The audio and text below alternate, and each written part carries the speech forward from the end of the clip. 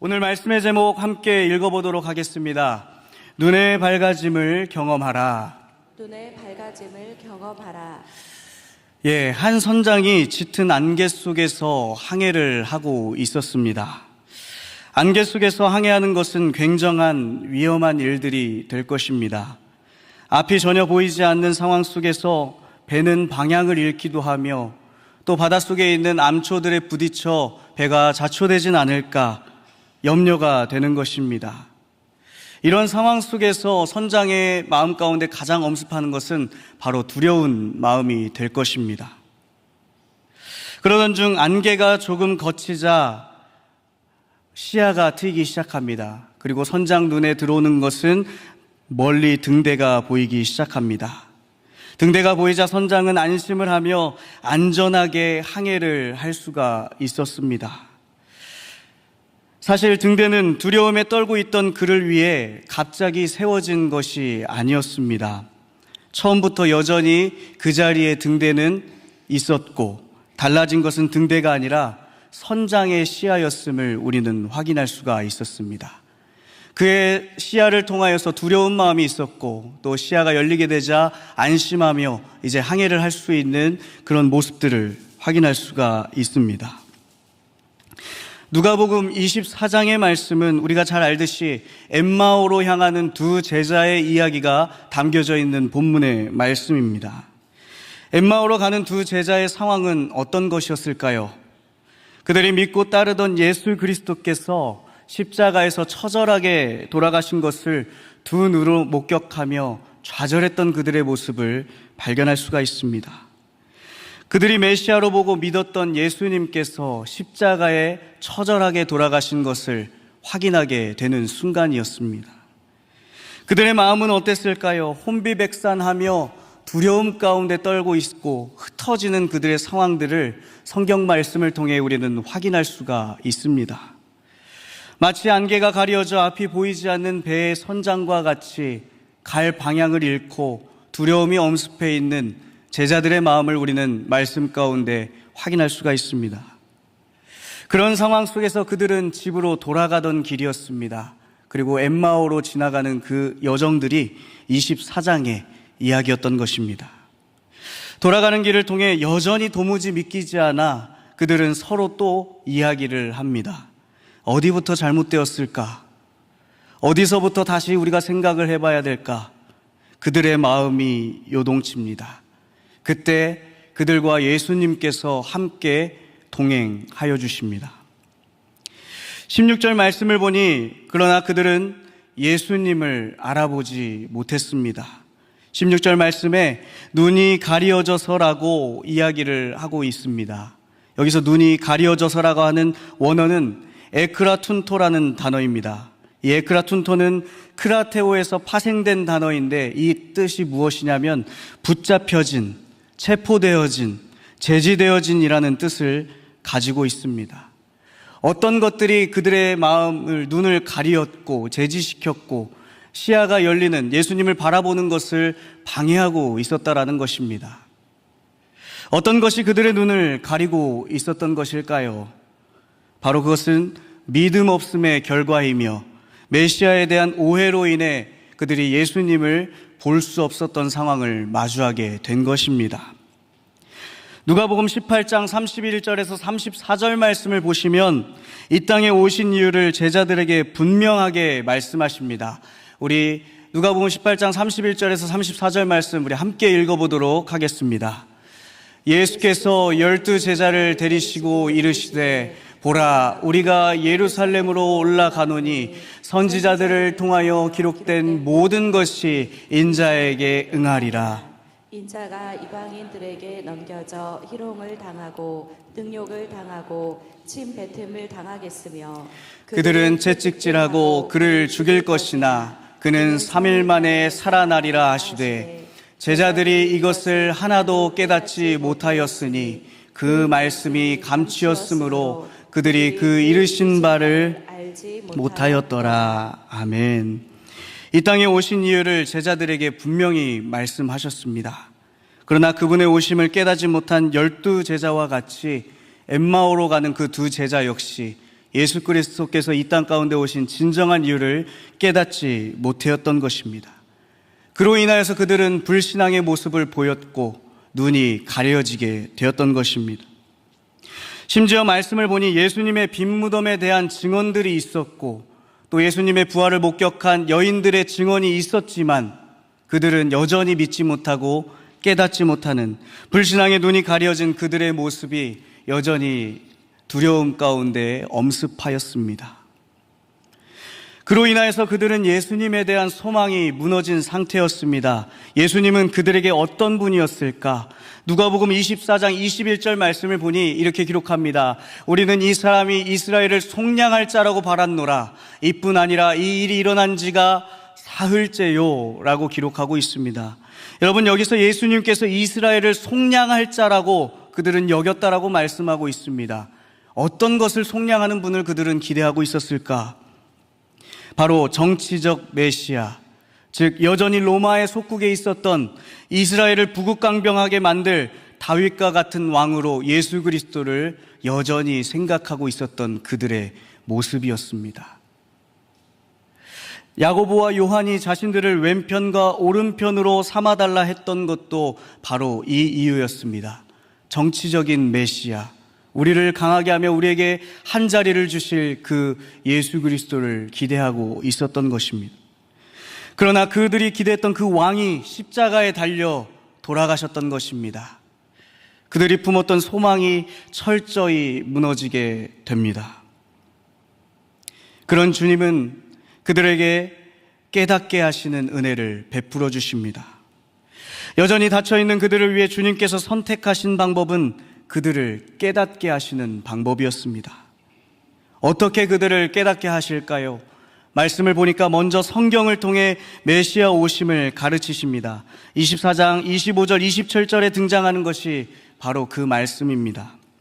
27절에 보니 모세와 모든 선지자의 글을 통해 가르치고 있다라고 기록하고 있습니다. 이것은 모세오경인 율법과 대선지서 소선지서에서 말하는 메시아, 그 메시아 텍스트를 활용하여 예수님 오신 이유를 나타내고 있습니다. 그 내용은 바로 26절의 말씀인데요. 우리 26절 말씀 같이 한번 읽어보도록 하겠습니다. 그리스도가 이런 고난을 받고 자기의 영광에 들어가야 할 것이 아니냐 하시고, 아멘. 그리스도께서 너희가 슬퍼하고 좌절하여 눈을 가리게 한 십자가의 사건이 메시아의 실패가 아니라 하나님의 영광으로 들어가는 길임은 예수 그리스도께서 성경을 통해 가르치고 계시다라는 것입니다. 예수님의 죽음을 통해 반드시 이룰 것이 있다. 반드시 하나님의 뜻을 완수할 것이 있다. 십자가 사건을 통하여서 하나님의 뜻을 전하려고 한다라는 것이 성경에서 가르치고 있는 메시지라는 것입니다. 성경이 그것을 증언하고 있다. 십자가의 죽음 이후에 모든 일을 영생으로 이끌 바로 부활이 아직 남아있다라는 것을 다시 한번 성경을 통하여 그들을 깨닫게 하십니다.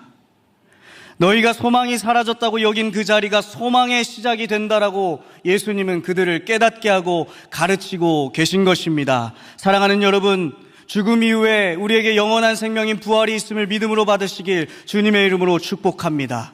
죽음은 끝이 아니라 예수 그리스도를 통한 영원한 생명이 있다라는 것, 그것이 바로 하나님의 영광의 자리로 들어가는 것임을 성경을 통해 예수님은 가르쳐주고 계십니다. 성경을 말씀하시고 다음으로 하신 것은 30절 말씀처럼 그들과 식사하고 교제하셨다라는 것입니다. 이 말씀을 통하여서 우리는 성만찬을 생각하실 수도 있지만 성만찬의 개념보다도 관계 회복의 식탁 교제를 의미합니다. 불신앙으로 깨어졌던 예수님과의 관계가 회복되며 평범한 일상 가운데 식탁 교제를 통하여 자신을 나타내 깨닫게 하신 은혜가 있다라는 것입니다. 일상 속에서 우리와 함께 하시는 주님을 깨닫게 하셨다라는 것입니다. 예수 그리스도를 깨닫는 것은 다른 것이 아닙니다. 성경의 가르침과 일상 속에서 나와 함께 하심을 바라보며 우리는 깨달을 수가 있는 것입니다.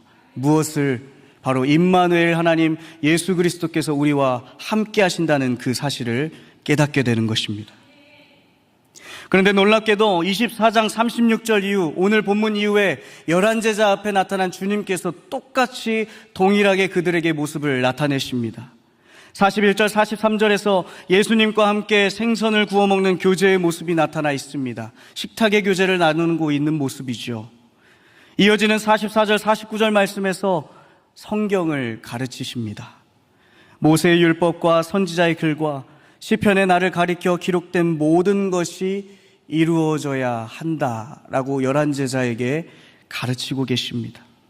고난과 죽으심 그 후에 부활에 다시 한번 성경으로 가르치시며 내가 이 땅 가운데 온 이유를 분명하게 가르치고 계신 것입니다. 남아있던 11제자에게도 식사와 성경으로 깨닫게 하십니다. 그리고 깨달은 제자들은 어떻게 모습이 바뀌냐면요, 두려움이 아니라 예루살렘에 머물러 성령 하나님을 기다리고 찬양했다라고 이야기하며 누가복음을 마무리하고 있습니다. 깨달음을 얻은 제자들은 비로소 눈이 밝아져 예수님을 알아보게 되었습니다. 주님께서 고난과 부활을 통해 구주 되시며 메시아 되심을 깨닫게 하심으로 닫혀있던 눈이 열리고 예수님이 함께 하심을 그들은 비로소 깨닫게 되었습니다. 오늘 말씀을 통해 우리는 무엇을 확인할 수 있을까요? 바로 예수 그리스도를 믿는 이들에게 깨달음을 주시고 눈의 밝아짐을 경험하게 하시는 그 은혜가 제자들을 통하여 기록되어 있는 것입니다. 이 자리에 예배드리는 우리의 모습이 바로 이와 같은 모습인 줄로 믿습니다. 여러분, 우리들은 닫혀있던 눈이 예수 그리스도를 통하여 열리게 되었고 예수님이 나의 구주 되시며 부활의 주인 되심을 깨달으며 그분이 나와 함께 하심을 깨달은 줄로 믿으시기를 소망합니다. 믿음과 깨달음으로 눈이 밝아진 주님의 제자들은 그렇다면 어떻게 되었을까? 함께 읽은 오늘의 본문이 바로 그것을 나타내고 있습니다. 첫 번째, 눈이 밝아지면 보이지 않아도 믿습니다. 눈이 밝아지면 보이지 않아도 믿습니다. 네, 감사합니다. 오늘 31절 말씀 우리가 다시 한번 같이 읽어보도록 하겠습니다. 그들의 눈이 밝아져 그인 줄 알아보더니 예수는 그들에게 보이지 아니하시는지라. 아멘. 깨닫기 전 제자들의 모습은 눈으로 직접 확인해야 됐고 눈으로 보여지는 것이 전부라고 여겼습니다. 그런데 여기에 놀라운 역설이 있습니다. 예수님께서 깨달아서 우리가 예수님을 바라봤을 때 정작 눈앞에 계실 때는 우리가 알아보지 못했다라는 것입니다. 그런데 눈이 밝아진 순간 예수님은 그들 가운데서 사라지게 되었고 시야에서 사라짐을 그들은 바라보게 됩니다. 깨닫기 전 제자들은 눈으로만 확인했다라고 말씀을 드렸습니다. 그러나 깨달은 후에는 보이지 않는 믿음을 붙잡게 되었다라는 것입니다. 그들은 정작 눈앞에 있는 예수님, 깨닫기 전에는 눈앞에 예수님이 있을 때 바라보지 못하였고 그분이 예수님인지 깨닫지 못하였지만 예수님이 나의 구주 되심을 깨달았을 때 눈앞에 보이지 않더라도 이제 나와 함께 하시는 예수님을 붙잡고 보이는 그 은혜를 그들이 바라보게 되었다라는 것입니다. 그들은 더 이상 예수님을 육안으로 보아야만 믿는 사람들이 아니었습니다. 성경을 통해 예수님이 누구신지 십자가와 부활의 의미를 깨달았기 때문에 주님이 보이지 않아도 믿을 수 있게 되었습니다. 당시 누가복음을 읽은 독자들에게는 이것은 익숙한 상황이었습니다. 당시 그리스 로마에 있는 많은 우상들, 신들이 있었는데 그들의 신적인 존재는 인간의 몸으로 잠시 내려와 홀연히 사라지는 것이 그들의 신관이었습니다. 그러나 예수님께서 갑자기 보이지 않게 되셨다는 것은 육체와 무관한 다른 신들과는 다른 개념을 가지고 있습니다. 육체로서의 완벽한 예수님, 신적으로 완벽한 예수님, 동일하게 두 가지를 다 가지고 계시다라는 것입니다. 누가복음은 예수님께서 실제 몸으로 부활하셨음을 분명히 증언하고 있습니다. 다만 부활하신 주님은 더 이상 죽음과 인간의 한계에 매이지 않으시며 눈에 보이는 방식만이 아니라 말씀과 성령을 통해 제자들과 함께 하시는 분임을 보여주고 계십니다. 사랑하는 여러분, 우리의 믿음도 이와 같습니다. 이 땅에 살아가는 사람은 그 누구도 하나님을 본 적이 없습니다. 저 역시 마찬가지입니다. 그러나 우리는 그 하나님을 믿습니다. 이것이 가능한 이유는 무엇일까요? 바로 예수님께서 참 하나님이시며 부활하신 주님으로 우리와 함께 하심을 깨닫고 믿기 때문입니다. 그러니 우리는 담대하게 나아갈 수 있는 것입니다. 이것을 잘 나타내는 히브리서 기자도 믿음을 강조할 때 이렇게 이야기합니다. 11장 1절 2절 말씀, 믿음은 바라는 것들의 실상이요 보이지 않는 것들의 증거니 선진들이 이로써 증거를 얻었느니라. 바로 이것이 믿음의 참된 모습이라는 것입니다. 보이지 않을 때 하나님이 나와 함께 하심을 굳게 믿으며 내가 두려워하지 않고 여전히 하나님을 구주로 고백하며 나아갈 수 있는 것이 보이지 않는 상황 속에서도 우리가 나타낼 수 있는 믿음의 모습이라고 이야기합니다. 사랑하는 여러분, 그렇다면 우리는 어떤 것을 쫓고 바라보며 살아오셨습니까?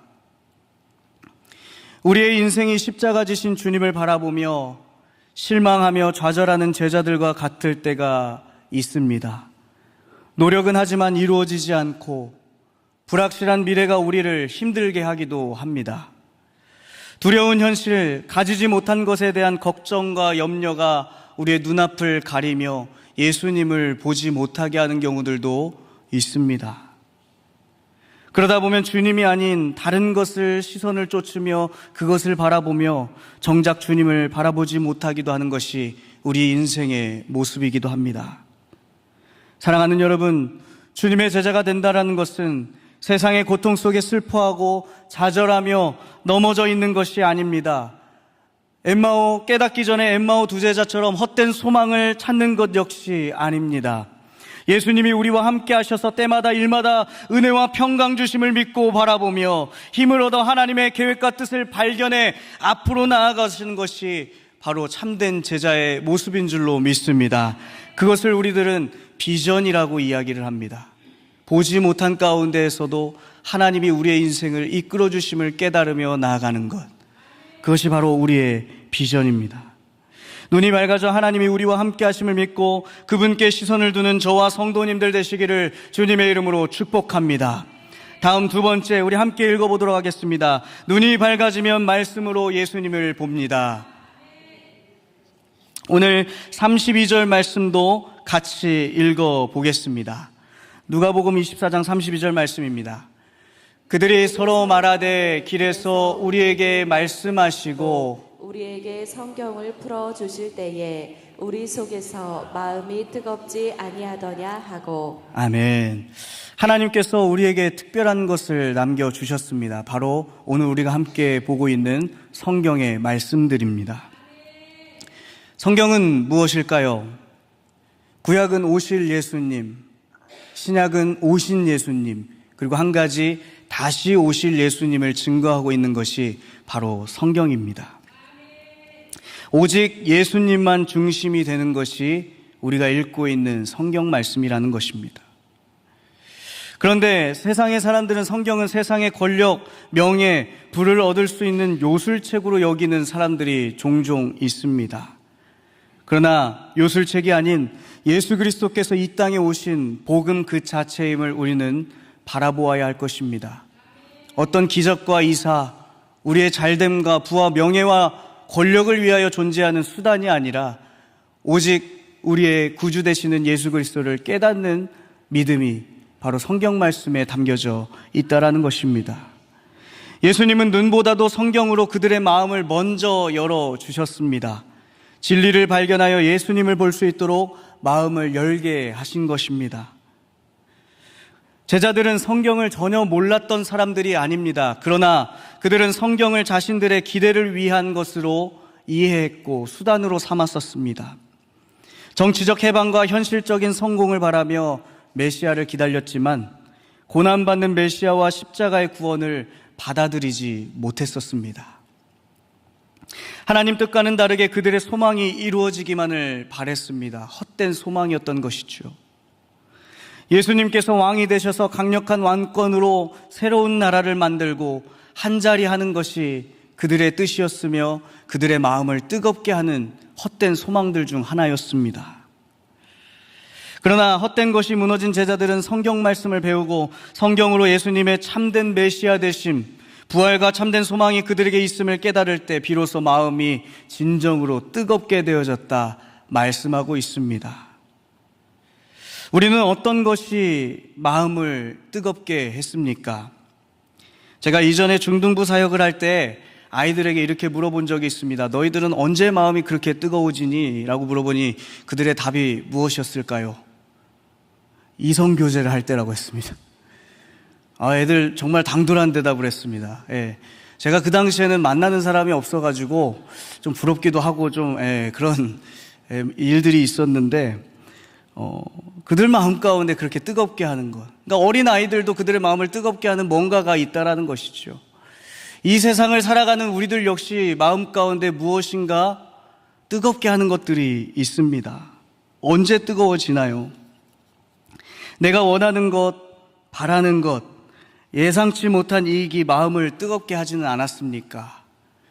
또 내가 산 집의 값이 올라가서, 또 내가 산 주식이 올라가서, 또 내가 생각지도 못한 묵혀뒀던 돈을 발견하였을 때 그때 마음이 뜨거워지심을 경험하시나요? 재산이 늘고 일이 잘 되고 기도한 문제가 해결될 때 마음이 기쁜 것은 잘못이 아닙니다. 주님이 주시는 축복이겠죠. 그러나 우리의 신앙이 그 선물에만 머물고 선물을 주시는 예수님을 놓치고 있다면 그것은 문제가 됩니다. 내가 원하는 결과가 이루어질 때만 뜨거운 신앙이라면 결과가 무너졌을 때 믿음도 함께 무너질 수가 있습니다. 사랑하는 여러분, 성경을 통해서 오직 살아계신 하나님, 부활의 하나님, 나의 믿음의 이유 되신 하나님, 주님을 통해 마음이 뜨거워짐을 몸소 경험하는 저와 성도님들의 삶이 되기를 주님의 이름으로 축복합니다. 이 뜨거워짐이 있어야 우리의 예배가 더욱 뜨거워집니다. 이 뜨거워짐이 있어야 우리의 사역에 열정이 넘칩니다. 이 뜨거운 마음이 있어야 교회, 학교, 수련회와 단기 선교, 비전 트립이 내 마음에 뜨거운 열정으로 다가오게 될 것입니다. 이 마음이 없다면 우리가 하는 모든 것들은 세상에서 하는 일과 다를 것이 없습니다. 그 기쁨이 사라졌을 때 다 무너지게 될 것이고, 성경을 통해서 우리가 발견해야 될 것은 오직 예수 그리스도 한 분밖에 없음을 우리는 믿음으로 받아보시기를 주님의 이름으로 축복합니다. 마지막 함께 읽어보겠습니다. 눈이 밝아지면 증인으로 살아갑니다. 눈이 밝아지면 증인으로 살아갑니다. 우리 33절 말씀도 함께 읽어보겠습니다. 곧 그때로 일어나 예루살렘에 돌아가 보니 11 제자 및 그들과 함께한 자들이 모여 있어. 아멘. 예수님이 부활하시고 함께하심을 알게 된 제자들, 깨닫게 되었던 그 엠마오의 두 제자는 집으로 향하던 길을 멈추고 그들이 떠나왔던 그 예루살렘으로 다시 돌아가게 됩니다. 오늘 말씀에 보니까 곧 그때로 즉시 일어나 예루살렘, 예수님이 돌아가신 곳으로 돌아갔다 기록하고 있습니다. 슬픔과 절망이 아닌 소망의 현장으로 방향을 바꾼 것입니다. 그들의 소망이 무너졌다고 여겼던 그것들이 이제 다시 참된 소망이 무엇인지를 깨달았을 때에 그 좌절과 고통이 있었던 그 자리로 다시 돌아가 이것이 참된 소망임을 증거하기 위하여 그들은 예루살렘으로 돌아가게 됩니다. 그런데 돌아갔던 그들은 다시 한번 놀라게 됩니다. 무엇이 그들을 놀라게 했을까요? 33절 후반부에 11 제자 및 그들과 함께한 자들이 모여 있었다 성경은 기록합니다. 그런데 34절에 보니 그들이 이렇게 증언합니다. 주께서 과연 살아나시고 시몬에게 보이셨다 하는지라. 여러분, 이게 무슨 말씀일까요? 엠마오로 가는 두 제자 외에 예수 그리스도를 목격한 이들이 그들 가운데 있었다라는 것입니다. 이미 그 공동체 안에 주님을 만난 이들이 있었고 그들 역시 공동체로 돌아와 예수 그리스도께서 부활하셨음을 증인으로 나와 증거하며 제자들에게 나타내고 있었던 것입니다. 엠마오 두 제자뿐만 아니라 눈이 밝아진 이들이 너도 나도 할 것 없이 예루살렘에 남아있던 제자들에게 주님을 만나고 깨달은 사실을 증거하게 됩니다. 여기서 우리는 무엇을 발견할 수가 있을까요? 영광은 개인이 취하는 것도 의미가 있지만 함께 나누는 것이 더 큰 은혜이기 때문에 그들은 이와 같은 행동을 했었던 것입니다. 그들은 자신들이 직접 경험한 것을 말했습니다. 증인은 모든 질문에 답하는 사람이 아니라 자신이 만난 주님을 말하는 사람입니다. 눈이 밝아진 사람은 보는 것만 달라지는 것이 아니라 바로 내가 바라보고 내가 느꼈던 것을 행동으로 걷는 방향이 달라지는 것이 바로 참된 증인의 모습이다라고 기록하고 있습니다. 오늘 이 자리에서 함께 예배드리는 우리는 하나님을 먼저 알게 된 자들입니다. 믿음으로 바라보고 성경으로 뜨거움을 경험한 사람들입니다. 그렇다면 우리가 취해야 하는 것은 어떤 삶이냐면 바로 엠마오 두 제자와 다른 제자들이 보였던 것처럼 증인으로서 삶을 살아내야 하는 것입니다. 증인은 입술로 부활을 전하고 삶으로 예수님의 사랑을 보여주는 사람이다라고 성경은 기록하고 있습니다. 우리 마태복음 28장 19절 20절과 요한복음 13장 34절 35절 말씀에 기록이 되어 있죠. 우리 말씀을 계속 틀어주시면 좋겠습니다. 마태복음 28장은 너무나도 잘 알고 있는 주님의 지상명령입니다. 최선을 다해 이웃과 가족 공동체에게 무엇을 증거해야 되냐면 예수 그리스도의 도를 가르쳐 지키게 해야 된다. 이것은 무엇일까요? 우리가 복음을 전하며 전도자의 삶을 살아내야 한다라는 것입니다. 내가 너에게 분부한 모든 것을 가르쳐 지키게 하라. 볼지어다 내가 세상 끝날까지 너희와 항상 함께 있으리라 하시니라.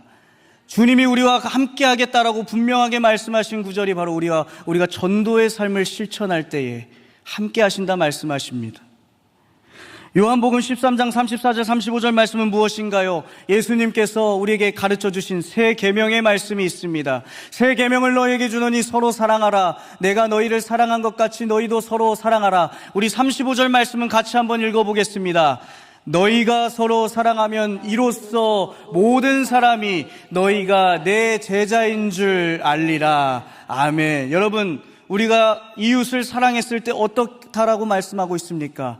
모든 사람이 너희가 내 제자인 줄 알미라. 여러분, 이게 얼마나 놀라운 사실이냐면요, 우리가 이웃사랑의 모습을 실천했을 때 믿지 않는 자들이 주님을 알게 된다라는 것입니다. 내가 복음을 증거하지 않더라도 내가 복음받은 내가 복음으로서 삶을 살아냈을 때에 그들이 내 모습을 통하여서 전도되며 내 모습을 통하여서 복음을 바라보며 예수 그리스도를 발견하게 되는 은혜가 있다라는 것입니다. 이웃사랑을 통해 예수님을 증거하며 다른 이들을 깨닫게 하는 은혜, 이것을 우리는 삶의 예배자라고 이야기를 합니다. 예수님께서 직접 주신 이 두 가지 명령을 우리는 귀 기울여 따를 필요가 있고 따라야 함을 우리를 깨달으시기를 축복합니다. 저는 교인들을 차에 태우면, 장례나 이제 결혼식장에 갈 때 교인들을 차에 태우면 혹시 불편할까봐 조심해서 운전을 합니다. 그런데 얼마 전 이제 제 여자친구를 차례 태우고 함께 가는데 이렇게 이야기해요. 모든 남자들은 다 똑같나 봐. 이렇게 손잡이를 잡으며 긴장을 하게 된다라고 이야기를 하더라고요. 그러니까 가까운 사람들과 운전하고 이렇게 갈 때는 제가 조금 급하게 하는 모습들이 있었나 봅니다.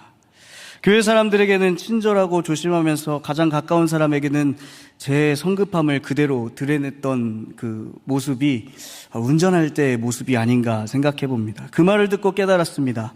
증인의 삶은 교회 안에서만 친절한 모습이 아니라 가장 가까운 사람에게도 그리스도의 사랑을 나타내는 삶이어야 한다라는 것입니다. 삶의 예배자라는 것은 오늘 믿음으로 예배를 드리는 우리가 세상에 나아가서 말씀과 다른 삶을 살라는 것이 아닙니다. 하나님의 사랑을 깨달은 이들로서 증인이 되어 삶 속에서 살아가는 것이 바로 참된 증인의 모습, 삶의 예배자의 모습이 된다는 것입니다. 그렇다면 증인으로 내가 할 수 있는 것은 무엇일까?